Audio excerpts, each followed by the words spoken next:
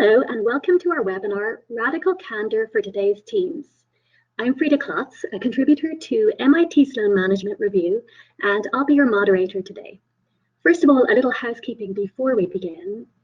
This event will be recorded and will be available to all attendees approximately 3 to 4 business days after the end of the live event.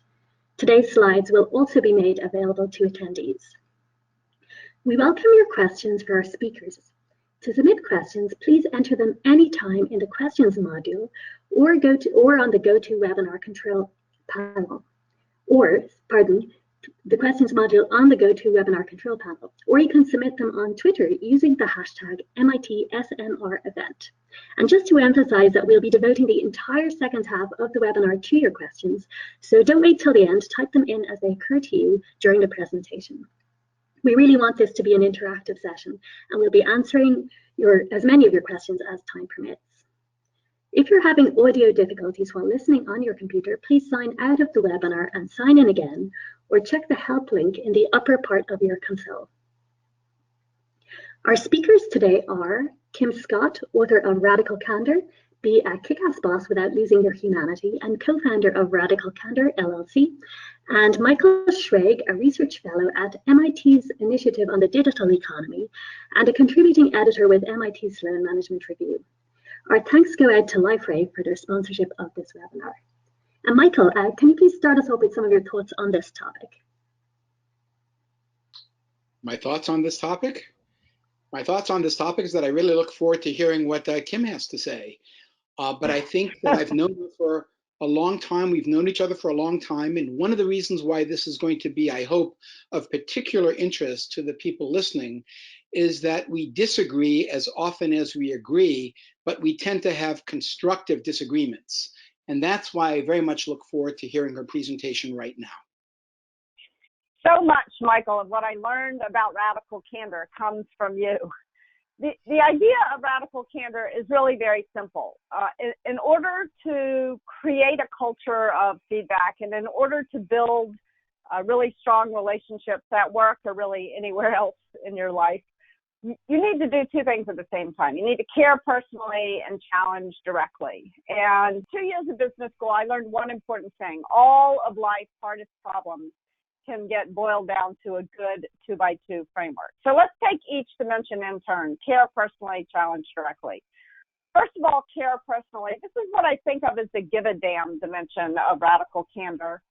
And it's interesting to think about what moves us down on this dimension of Radical Candor. I've worked with a lot of leaders, a lot of CEOs, a lot of managers, and I've never worked with a single person who said, I don't care at all about other people, and that's what's going to make me a great leader. So that's not what happens here. Sometimes, of course, we're stressed, we're busy, but the fundamental issue that moves us down on the care personally dimension, I think, happens when we're about 18 years old, 18, 19, 20. We get our first job, but we're right at that moment in our lives when our egos are maximally fragile and our personas are beginning to solidify. And right at that moment, someone comes along and says, be professional. And I think for an awful lot of people, that gets translated to mean leave your emotions, leave your real identity, leave your humanity, leave everything that's best about you at home and show up to work like some kind of robot. And you can't possibly care personally about others if you're showing up at work like some kind of robot.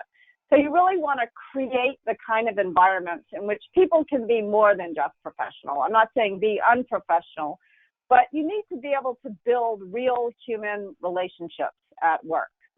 So that's the care personally dimension. Now, when we're really lucky, we actually love the people who we work with, not in the HR disaster, marriage destroying sense of the word that we read so much about today. But the relationships we have at work are a big part of what gives work meaning.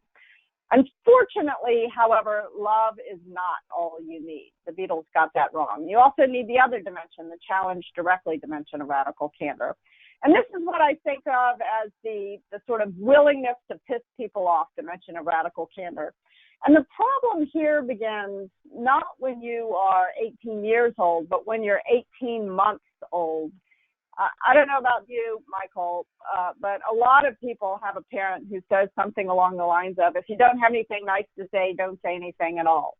And now all of a sudden you become a leader and it is your job to say it. And that's hard. It's really hard to undo training that's been pounded into your head since you were 18 years old. You got your first job. Since you were 18 months old, you spoke your first word. And so one of the things that I've done to try to make it a little bit easier is to name what happens when you fail on one dimension or another, or when I fail on one dimension or another, because we all do all the time, multiple times a day. So sometimes we challenge someone directly, but we forget to show them that we care personally. And that I call obnoxious aggression. When I first started writing the book, I called this the asshole quadrant. It seems sort of more radically candid, but I quit doing that for a really important reason. The reason why I quit doing that is as soon as I did that, people would use this 2x2 framework to start writing names in boxes. And I beg you, don't use this framework that way. This is not another Myers-Briggs personality test. Use this framework like a compass to drive specific conversations that you have with people to a better place. Now, very often the reason we're not radically candid is because we're afraid of being labeled a jerk or whatever. And then when we realize we have been a jerk, instead of moving the right direction on the care personally dimension, we move the wrong direction on challenge directly, and we wind up in the worst place of all, manipulative insincerity. This is where the false apology enters in, backstabbing behavior, passive-aggressive behavior, and it's fun to talk about these kinds of behaviors at work, because this is where a lot of work drama happens. But the fact of the matter is, in my experience, 90% of people make 90% of their mistakes in this last quadrant, where you do care personally about the people around you and you show it, but you're so afraid of hurting their feelings that you fail to tell them something that they would be better off knowing. And that I call ruinous empathy. And that's a big part of what this approach and what this book is trying to stamp out ruinous empathy. Now, this all sounds good, simple framework. Feedback is important. I think that's pretty widely acknowledged. But the question is, how can you start putting this into practice? What is the order of operations? And I think there are several things to really think about. First of all, start by soliciting feedback. I think one of the mistakes, if I can offer some radical candor on radical candor, I think a lot of people, when I talk about it, walk away with the assumption that what it means is bosses criticizing employees, and that's not true. The order of operations is the same, up, down, and sideways, and everybody should start in the same place, which is by soliciting radical candor. Don't dish it out until you prove you can take it. Next, give it. And when I say give radical candor, I'm talking about both praise and criticism. It's so important to remember to focus on the good stuff. You don't want to try to manage your relationships by a ratio, but focus on the good stuff. Praise is just as important a part of radical candor as criticism is. And next, you need to gauge it. Radical candor gets measured not at your mouth, but at the listener's ear. Radical candor is actually much more about listening and adjusting than it is about talking. And there's an important aspect to this give it, get it, give it, gauge it. Think about when is the best moment to solicit it. Usually at the end of a one-on-one or when somebody's really angry at you. When is the best time to give it? In my experience, the best feedback I've ever gotten in my whole career has always happened in these impromptu 2-minute conversations. Hard to operationalize or measure those. And Michael, I know you and I will talk more about that. And yes. Then gauge it. You really need to understand how what you're saying is landing for the other person.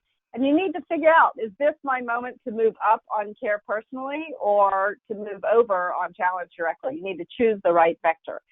And last but not least, you need to practice this. This feels very unnatural, usually. And so figuring out a way for this to become sort of an intrinsic thing that people want to do is, for my money, the most important thing you can do. And the most useful way I found to practice it is improv. So with that, I'm going to turn it back over to you, Michael. Hear what you have to say and what you think. Well, my initial thoughts are that you've done very, very well with alliteration. But before I go more into my thinking on this, I think it's important to get a sense of what the audience thinks. And so we have a poll that I would like people to react to based on the presentation that you've just made. And I think we're going to key off of the distribution of the participants' response to that poll. Can we see that? Excellent. What is the biggest barrier in putting radical candor in practice? We have an array of 5 choices here, which you will have under 30 seconds from now. Social awkwardness, fear that people will get too personal, fear of bias coming into play, implicit or explicit bias, a lack of practice, a la what you referred to before, Kim, and or fear that managers will use it as an excuse to be harsh. I'm sure that some of you would want to click all of these things, but I believe you're limited to 1. And don't think too hard. A blink response is best. Yes, with acknowledgement of Malcolm Gladwell.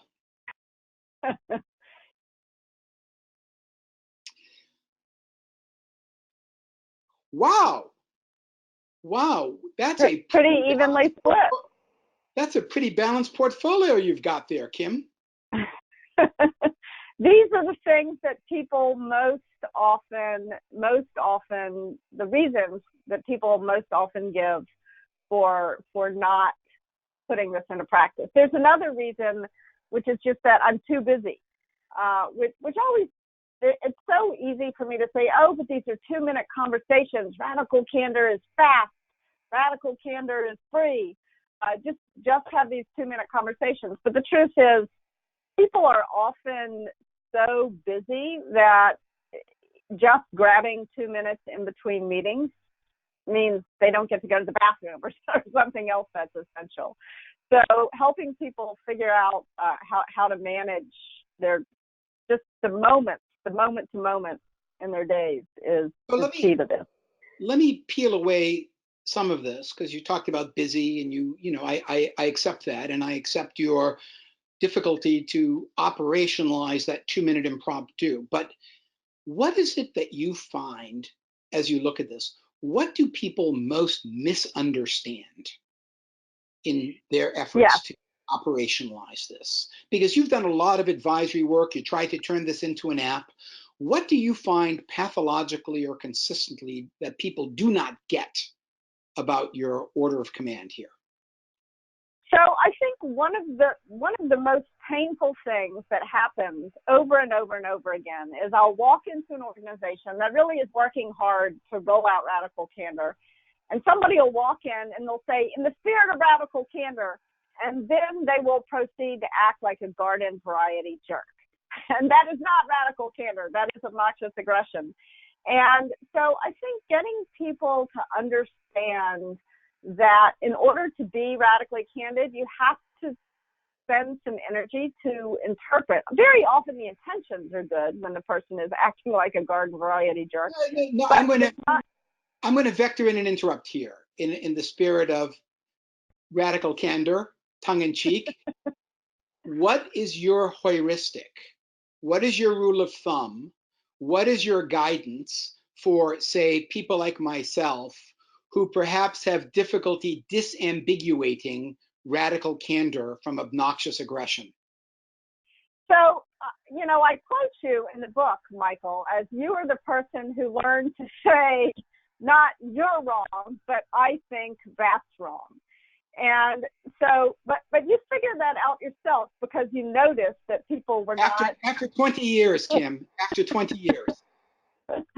Yeah, well, the goal is to teach people this, to allow people to learn the easy way by reading the book rather than the hard way, by 20 years of pain and suffering.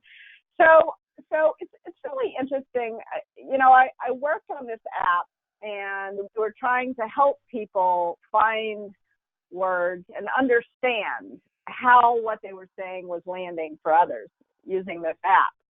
And one of the engineers who was working on the app looked at me one day and he said, Kim, you keep telling people to bring what they know about human relationships to work, but what you don't understand is that people don't know how to have relationships.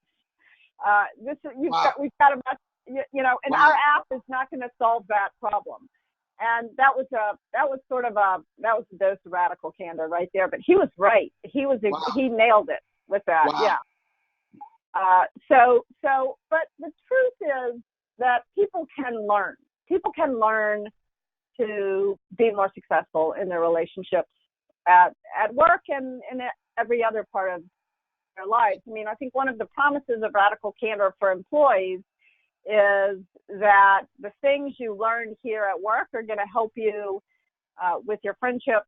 They're going to help you at home. In fact, I wrote another book about how what I learned about being a good boss helped me get out of a bad romance and into a happy marriage. So it works in all kinds of different places.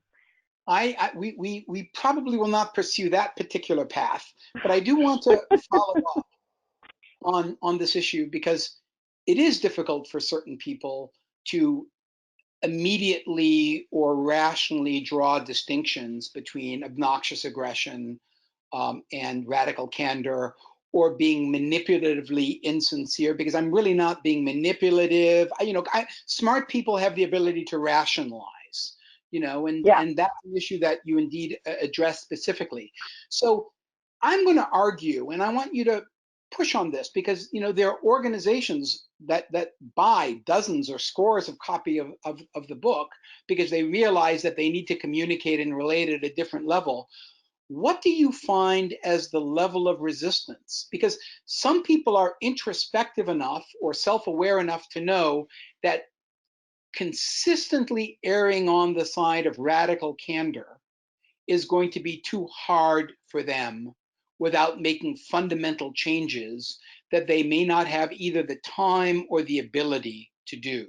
So give us guidance on the nature of resistance that you've seen and how in your advisory role you have helped HR people or project managers overcome that kind of resistance. Reasonable resistance, rational resistance.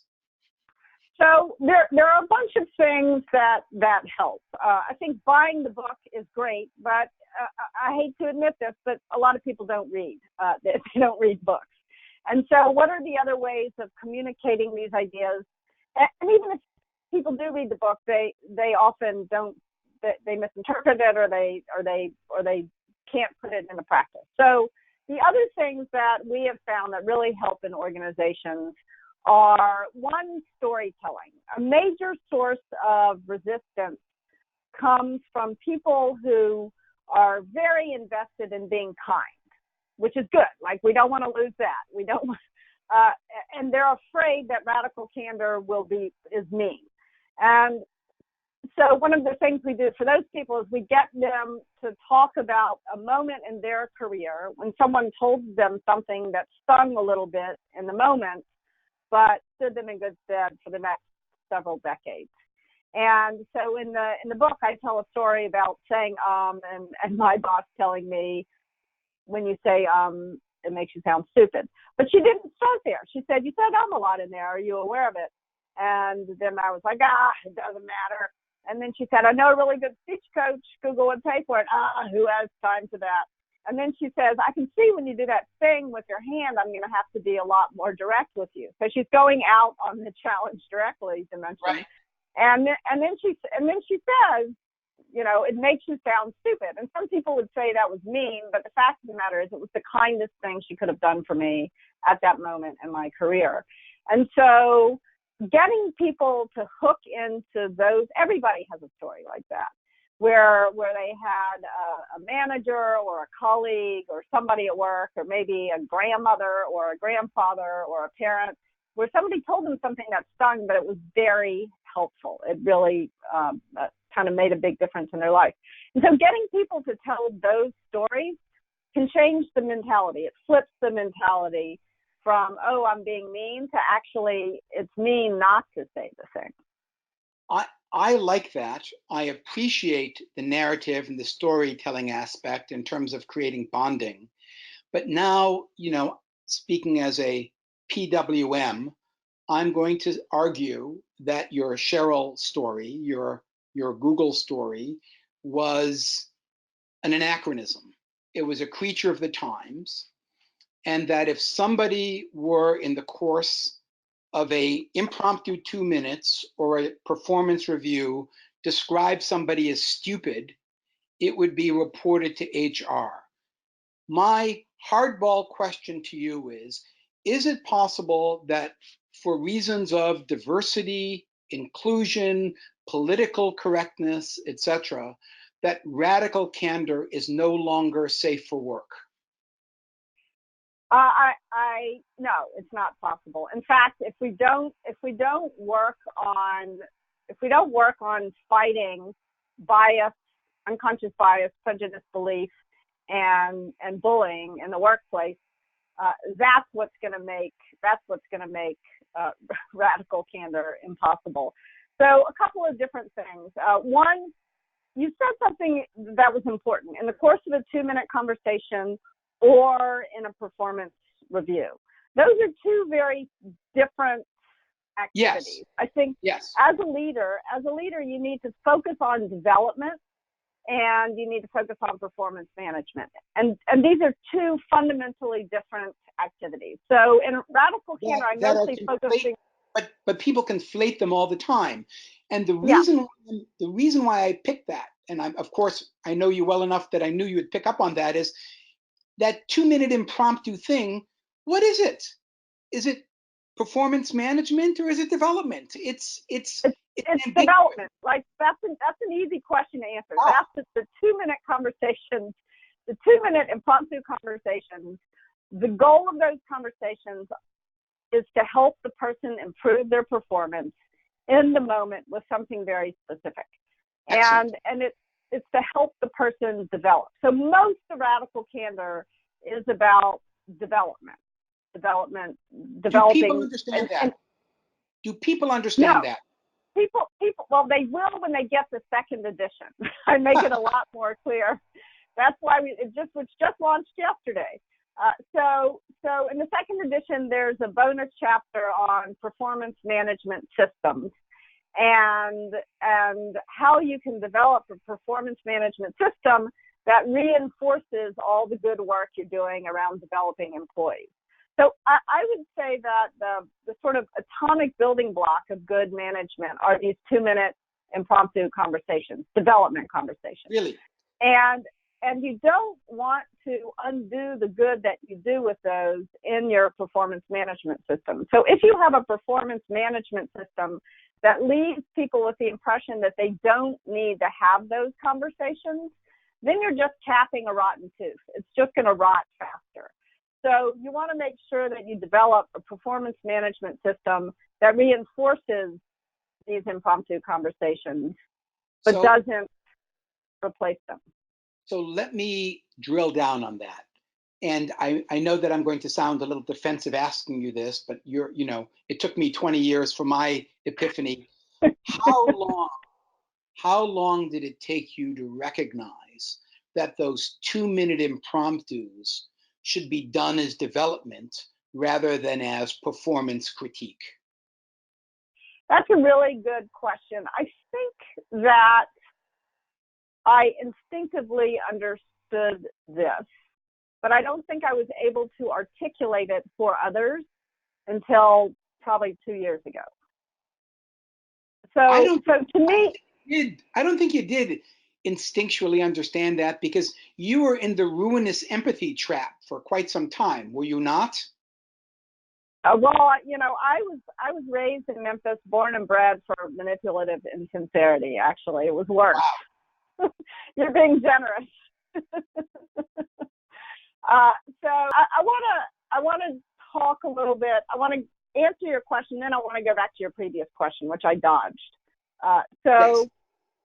So I think that when I realized that by not telling an employee who I really cared about that his work wasn't nearly good enough, and I was sort of avoiding the conversation, and then when I finally sat down with him to fire him, I realized it hadn't been so nice after all to not tell him. In fact, it was one of the worst moments of my whole career, that realization. So I think that I did realize that I need to sort of find the emotional discipline in those moments to tell people when their work wasn't nearly good enough, and also to tell them when it was fantastic and why, to be specific and sincere about it. I think that I did realize that 20 years ago, that those moments of management are so important. I still didn't believe that performance management was even necessary in my startup. It seemed like a big waste of time. So I got religion on that when I got to Google. But let's go back to your question about in today's environment, my boss could never have said you sounded stupid. So on the one hand, I hear you. Cheryl could have gotten away with it, but a privileged white male like myself could not. So let me tell you a story that shows I understand what you mean, and then let me tell you some other underlying stories behind the story. So a friend of mine, a privileged white male, who I really like and respect a lot, is in a meeting, and the woman is launching a new marketing program, and she calls it Rolling Thunder. And he thinks, gosh, if she knew the history of Rolling Thunder, that is not the analogy she would have chosen. A military campaign that killed 72,000 civilians and advanced the ball not at all militarily. Right. But he was afraid to say anything to her, even privately after the meeting, because he was afraid she would accuse him of mansplaining or something. So he didn't say anything. So that's a disaster. That's a radical candor disaster right there. So I hear what you're saying. But on the other hand, let's look at the other things that had happened in that company. There was one leader there who I'll call an abusive autocrat who basically understood the sexual harassment rules enough that he could go just up to a line, but not over it, and get away with it over and over and over again. And the company was hemorrhaging its most senior women. They were all leaving. And there's a pretty strong network of women in Silicon Valley, and I talked to all of them, and they were all leaving for the same reason, but none of them were telling the leaders of the company why they were leaving. As one woman put it, if you can't get the dagger all the way to the heart of the vampire, don't stab him, right? So that he was a powerful person. Eventually, the leaders of that company found out what was going on, and they fired him. And then he got another high-paying job somewhere else. So that's one thing that's going on. And then there's another thing that's going on, which is most of the leaders of this company were not abusive autocrats. They were very well-intentioned leaders, determined to stamp out that kind of behavior. But like many companies in Silicon Valley, it's 70% male, and so there's a fair amount of unconscious bias, and I can give you 1,000 examples, but it's frustrating over time. So they roll out some training. I know you look like you're yawning already. Bias, I say false consciousness. Let's call the whole thing off. Yes. Nope, we're not going to call it off. I'm not going to let you get away with that. Okay. So the following, for example, happens. So they do a training. A lot of the people think the training is bullshit. And this one young woman who I also know at the company, probably 4 or 5 years out of college, engineer, she's in a meeting, and one of the guys on the team is going out on paternity leave, and another of the guys says to their boss, I'm going to buy a baby gift for this guy who's going out on paternity leave. And the boss says, oh no, she'll do it. The one woman on the team. So unconscious bias. Yeah, you'll grant me that's a little, but it wasn't actually just unconscious bias, because when she talked to him, what he said to her is, unconscious bias is not a thing. It's just the women think it's a thing, and so they're neurotic, and they get upset about me asking them to do. So you can imagine that's situation. I accept that as a good clear story. And I'm going to use that to jujitsu to a theme that I think is important. I like what you've said, and I like to think that you're not being just puffery and saying that, over the course of our interactions over the, dare I say it, decades, my view on candor, radical, obnoxious, aggressive, has informed, at least to a certain extent, some of your thinking and behavior.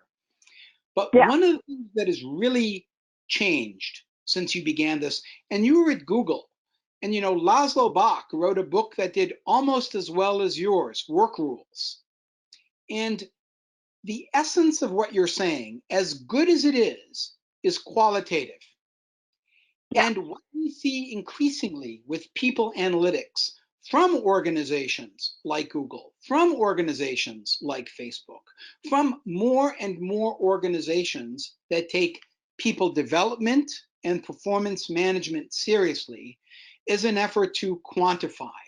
You yourself, in your alliterative colloquy, talked about gauging, and gauging is about metrics, not just rule of thumb and heuristics. How do you think quantitative analytics should inform the future of radical candor? Should we be seeing sentiment analysis in people's Slack channel or Yammer or Chatter exchanges? How do you want to impose quantitative discipline on qualitative insights? So I have a lot of thoughts on this. When, as you know, when I started right after I finished the book, I started this company to build these apps to help quantify Right. this for people. And I told the story about the engineer who said, right. But so here were the kinds of things we tried and that didn't work. So I'll tell you, I'm not saying that it's impossible to use technology and quantification. Not only is possible, he has a company on this, so it exists. What's the challenge for you? But he has a company on this, but it's not a company on helping people have these conversations. It's something different. Okay. So I think so. For example, one of the things you can do is employee engagement surveys. You can measure whether people feel like they get good feedback from their boss. But the problem with an employee engagement survey is you need to remember it is like a smoke detector. It is not the fire department. And so if you find that there's a problem and there's a team and they feel like they're getting terrible feedback from their manager, you need to go in and do the qualitative analysis. You need to go in, look at people in the eye, and talk to them to understand what is really going on. Because if you just rely on the numbers, what happens is there's a manager somewhere in your organization, and they inherited a team that hasn't gotten any feedback ever, and for the first time they're being held accountable, and they hate it. And so they do everything possible. Manager in the performance review, or you have a manager who's letting people off the hook consistently, and they like it. They like being let off the hook, and so they give these accolades. And I've seen this happen over and over again, where people just get the survey results back, and then they're like, oh, this person should be promoted and this person should be demoted, and they don't go in and they don't do the analysis. Towards the end of my effort to analyze all this stuff, I was build these apps to help quantify. I was watching my daughter give a performance, and I was filming her on the phone. I was videoing it on the phone, and I was looking at the phone, and then I looked up and actually looked at my actual daughter, not the tiny image of my daughter on the phone, and my eyes filled with tears. It was like a totally different experience. And I realized if what I'm trying to do with Radical Candor is help teach people to put their damn phones in their pockets, look each other in the eye, and talk, an app is a value subtracting round trip, and measuring it can actually skew things. If you tried to insert yourself in every impromptu 2-minute conversation that every person on your team is having with every other person on your team, it's going to be very big brotherish. I don't know a way to measure care personally. And I'm not sure I'm that open to measuring it. I think that there are some things that need to be intrinsically motivated and that cannot be measured. I'm going to disagree with that. We'll perhaps come revisit that. I hope you appreciate, ignore the intrinsic sexism of your big brother comment. But I think it's just a literary reference. I can't. Oh, sure. That's unconscious bias on your part. Yes, it is. This is Frida. If you guys are ready, we've gone past the kind of halfway point. I was literally about to say, I think now's a good time for Frida to intervene with questions. How are we doing on the question front? We have some really excellent questions that kind of, I think, tie in with obviously what you've been discussing. And just to remind listeners that you can submit questions at any point by entering them into the questions module or on Twitter using the hashtag MIT SMR event, and do keep sending them because we're going to keep reviewing them and selecting them to put to our speakers. One of the questions that gets at the issues I think Michael has been bringing up is what do you recommend in terms of best practices when trying to reach radical candor in an international multicultural working environment? So where people are spread across geographies, maybe working remotely, that adds some different factors into the mix. Kim and I had fun discussing this a few years back. Kim, I look forward to your answer to this. I owe my answer to this to you, Michael. So radical candor is sort of universally human at some level. If you really want to abstract up, it's about love and truth at the same time. And those are pretty, not entirely universal human values, but most people kind of think love and truth are important to relationships and to getting good work done. But it's culturally relative, and it's also interpersonally relative. So if we go back and say radical candor gets measured at the listener's ear, not at the speaker's mouth, you've got to make sure that the way you are offering your radical candor can be heard by the person to whom you're speaking. So for example, I was managing a team in Tel Aviv and a team in Tokyo at the same time. And radical candor sounded very, very different in Tokyo than it did in Tel Aviv. In fact, for the team in Japan, I called it polite persistence, because polite was the way they liked to show they cared personally, and persistence was an easier way for them to think about challenging directly. And that worked pretty well. Once I framed it that way, the team really gave a lot of feedback to me. In fact, I couldn't quite shut them up. But if I had called it polite persistence in Tel Aviv, they would have thought I was telling them to waste their time. They would have laughed at you. They would have laughed at you. They liked radical candor in Tel Aviv, though. I could just call it radical candor. Let me follow up on that particular vignette, because it's very important, and I've worked in Japan, and so I very much appreciate it. How important was it to your credibility that you actually took the time to come up with a culturally consistent phrase, a culturally respectful phrase like polite persistence? How big of a deal was that? Was that at the margins or was it central? It was essential. I mean, it would have failed if I had persisted in calling it radical candor. I had to adopt it for that culture. And I also find there are different people who I talk with, and I think I didn't do a good enough job in the book. I got an email from a reader who said that there was a guy on our team who's very sensitive, and when their boss handed out the book, he came into her office sort of in tears saying, "This is not going to work for me." And I think I didn't do nearly a good enough job in the book explaining, like, you've got to help what you're saying land. You've got to say it in a way that the other person can hear you.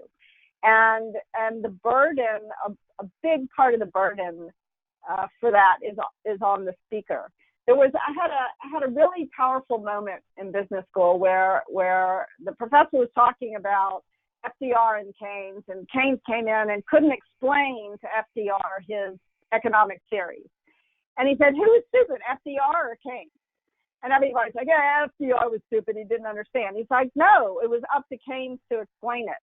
And so I think when you are offering radical candor, you have to take the burden of explaining it to the other person in a way that they can hear it, rather than saying, oh, you're too sensitive, or you can't take feedback, or something like that. I think it's essential.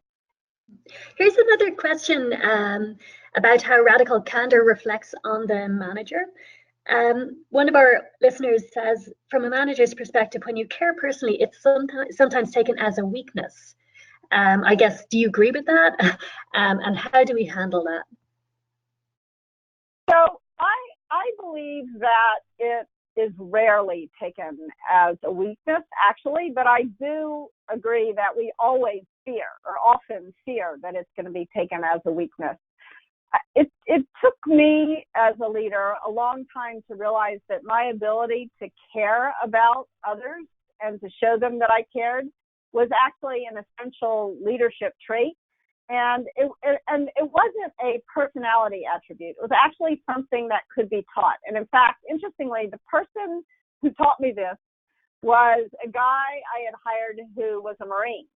And he wanted to bring all the people, all the managers on his team from all 13 different countries in the world, fly 100 people to California to teach them how to have get-to-know-you conversations.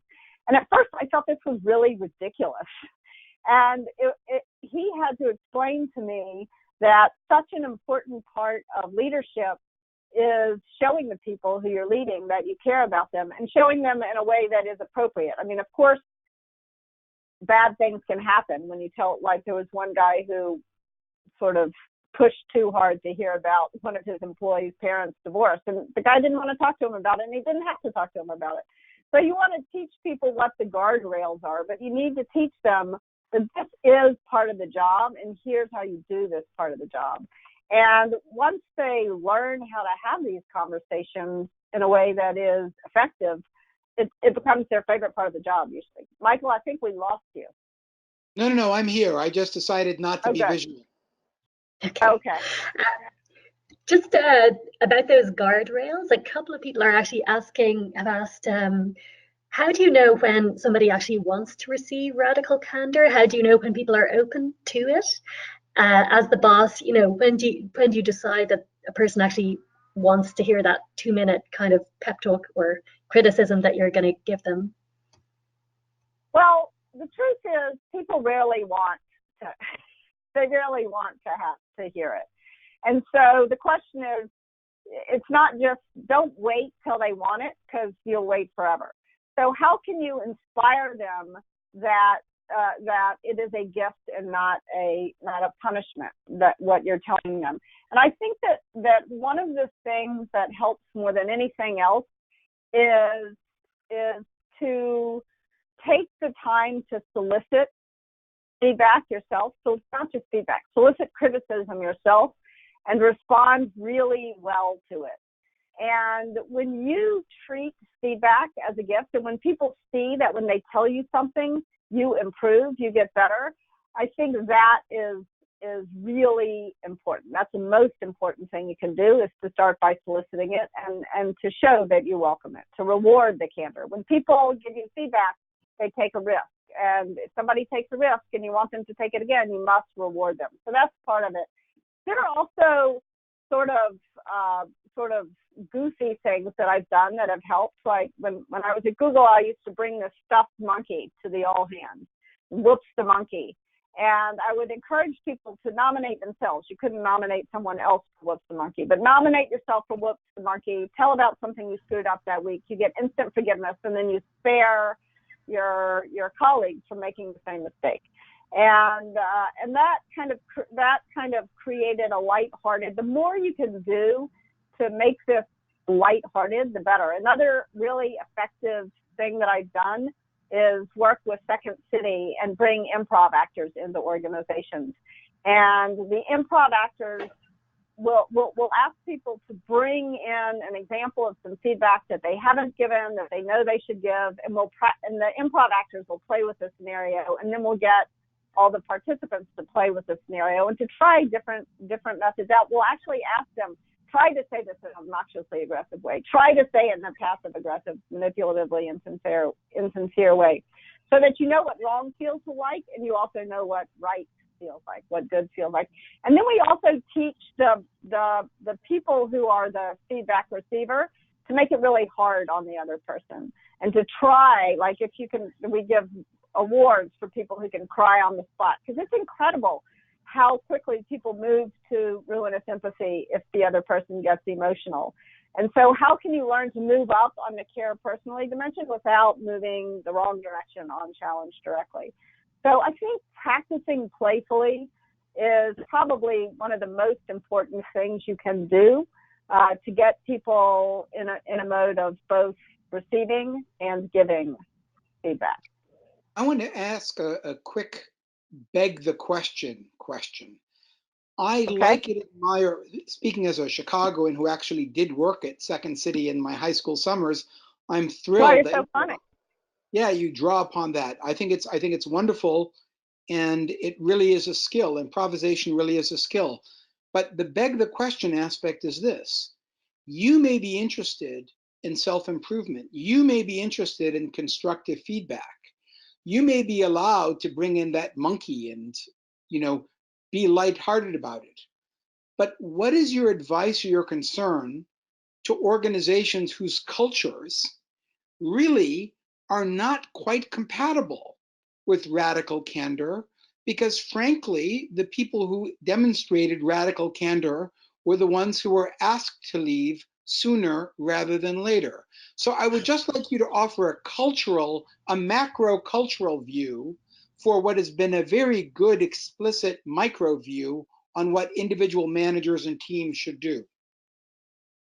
So in general, I find I get this question pretty often. Somebody will write in and say, we're a team, we're pretty junior at this giant company, and this company is not radically candid. What can we do to start to change the culture a little bit? And I think that one of the most important, one of the safest ways to begin practicing this is to focus on soliciting it, not on giving it, and then focus on praise next. I had a friend who worked for this man who had a reputation for being the biggest asshole on Wall Street, which was saying something. So she was a little nervous when she first got this job. And she adopted this mantra, there is only love, because this guy was not open to radical candor.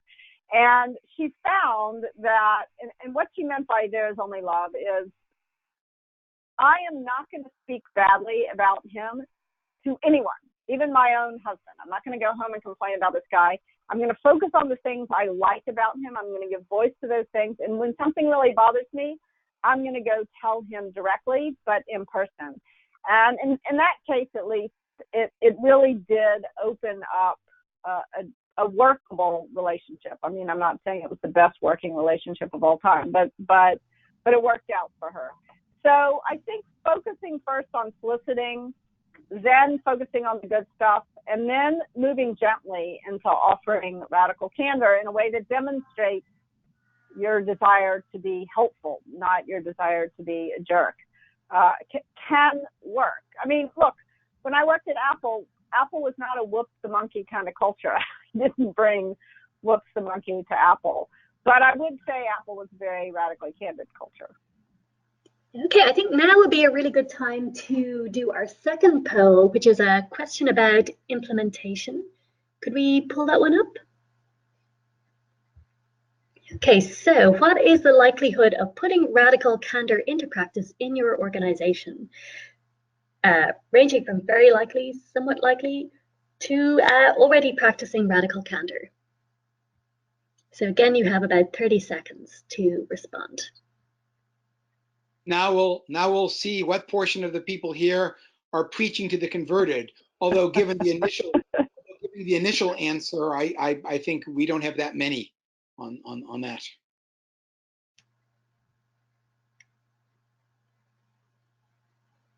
I'm very curious to see what people say. There's a good case study about rolling out radical candor at a company called Clever, which may be interesting for people.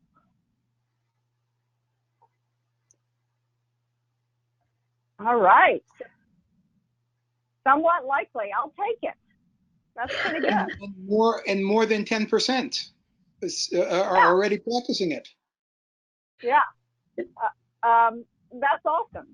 That is good to hear. So Michael, I don't think we dug deeply enough on the measurement of this thing, because I would love it. I would love to be able to offer people a quick way to understand how something is landing for another human being. I think that's the real trick, is the gauging it. And that was, I chose the word gauge because I thought maybe quantification would help. But I find really that improv helps a lot more than quantifying it. Just practicing it, and practicing it a way that is a little lighthearted and is a little bit more playful than, feedback on feedback. Well, being absolutely serious, I'm a big fan of improvisation, as I've mentioned. But at the same time, and I think it's wonderful that when you look up at your daughter, you have tears in your eyes. But I'm a more jaded kind of person, and I would like a balance. And this is my big pushback against what you're proposing. I think you've put a thumb on the scale towards the qualitative, not unlike the way that a Laszlo puts a thumb on the scale on the quantitative. I would like a better balance on this.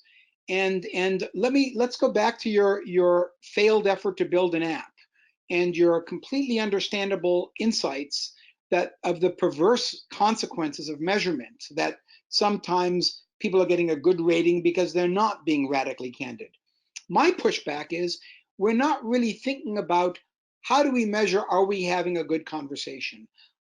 I would be a fan of saying with emails, etc., pop quizzes. Am I engaging well with my boss? Am I engaging well with my colleague? Red, yellow, green. I'd like to begin to see sentiment analysis in there. Why not for you? I think that would inform my thinking as a manager. In fact, I know as a fact it informs my thinking as a manager. So why are you not down on it? Why are you less enthusiastic about it? So that was exactly what our first gauge did. It sent an email to employees once a week and said, did you get any feedback from your manager? Was it, and this was to teams that had already done Radical Candor training. So they had a shared vocabulary. They knew what these words meant. So was it radically candid? Was it obnoxiously aggressive? Was it manipulatively insincere? Right. So here's the feedback we got from people. Nobody used it. Nobody. And we went in and we did this. So that was a metric. that was a sign it wasn't working. So we went in and we talked to people. Why aren't you using this? And here were the reasons why they didn't use it. One was they were, even though it was the report that went to the manager was anonymized and aggregated, and if you didn't have at least 5 reports, you couldn't use the tool. People were afraid that their manager would get mad at them. People were also, and this is an important point, people were afraid, even though we swore up and down, we're not sending this report to HR, this is to help you and your manager. People were afraid that they would get their manager in trouble if they said he or she was obnoxiously aggressive or whatever. And so they actually liked their manager. But the big problem was that people were like, I can't remember what I ate for lunch yesterday. I don't know. And so it was the kind of thing that people had a hard time pinning down how they felt. But when we told managers to talk to people in their one-on-ones and to solicit feedback at the end of the one-on-one in an impromptu, like 2 or 3 minutes towards the end, then they got good texture. I also think, by the way, look, I was on the board of Qualtrics. I'm a believer in surveys. But I also think that the survey is the fire department. I mean, the survey is the smoke detector, and you as the manager are the fire department, and you've got to go in and you've got to look around. Like, why is this, and understand why this smoke alarm is going off. Sometimes there's no smoke. It's malfunctioning. And that requires, putting the analysis down, looking people in the eyes, and talking to them. And I just don't know. I'm less thrilled with that metaphor for a very simple reason. There's different kinds of smoke. There's different kinds of fire. You're picking, to make your point, the arbitrary macro thing. Where there's smoke, there's fire. My view is a different one, which is it a personal issue? Is it a professional issue? Is it a technical issue? Is it a tonal issue? These things can become more granular, and we have the tools. We have the data. We have the computational power to really give people a more granular view of how their relationships are or are not doing. I have seen a social network graph of my email and my communications inside of an organization, and it brought me up short because I clearly was spending not as much time with some people as I should have, and I was spending way too much time with other people. I wouldn't have known that. We have a lot of good questions that I want to get to before the end of the hour. Just wondering, do you think there are any kind of generational differences here? One of our questioners is saying that younger people have a tendency to cry sometimes when they receive feedback. Again, I don't know if you actually would agree with that, but do you need to, I mean, we talked a little bit about cultural, geographical differences. How does generation fit into this, and Gen Y and the younger generation at work? So I think that we know we're not supposed to generalize about race or gender or things like that, and so we've taken all our desire to overgeneralize about a certain category of people, and we've dumped that on the younger generation. So my first response is, don't overgeneralize generationally. I think a lot of what I learned about Radical Candor, I learned from managing 700 recent college grads when I was at Google. So I think that it is really important to remember that not just this generation, but throughout all of human history, it is the job of the younger generation to challenge the older generation. And so if you're managing a lot of people who are younger than you, allow yourself to be challenged, to solicit feedback from them, number one. And number two is people cry. And that doesn't mean that they did something wrong. It doesn't mean that you did something wrong. It means that something went wrong, and we spend more time at work than in any other part of our lives. And when things don't go right, it hits us in the gut, and that's okay. I think if we can just eliminate the phrase "don't take it personally" from our vocabulary, I think we'll all be better leaders. And I think we have time for just one last question. Again, a few people have been asking about implementing Radical Candor at a team level. Is that something what does that look like? Is that possible? Yeah, that's the ideal atomic unit for Radical Candor. And I think what it looks like is the leader leads, and the leader starts by soliciting feedback. And then I think that it is really important to begin to have a shared vocabulary on the team, so that if somebody says something and it's very painful, there's a way to say, hey, that felt like obnoxious aggression to me. Try again. So offering people feedback on their feedback is an important skill, and having a shared vocabulary really helps. I think that creating an expectation that there are going to be these 2-minute impromptu conversations in between meetings is helpful. So there's certain norms you can do to make that easier, like making hour-long meetings 50 minutes, just to give people a little bit of slack time to talk to each other in between meetings. Simple things like that can be really important. Bringing whoops the monkey and some other sort of praise stuffed animal can be helpful. I think that it is really important that there's an expectation that this happen up, down, and sideways. that people offer it to each other on a regular routine basis, and then people understand this is like, it's like brushing and flossing. It's not, it shouldn't feel like a root canal. It's basic relationship hygiene. Does that help? Yeah, I think that's a great answer. And now we need to wrap up. Michael, if you're still there, do you have any final thoughts that you'd like to share? Do you think that we've reached the right balance? I still believe that the future will require a balance between the qualitative and the quantitative.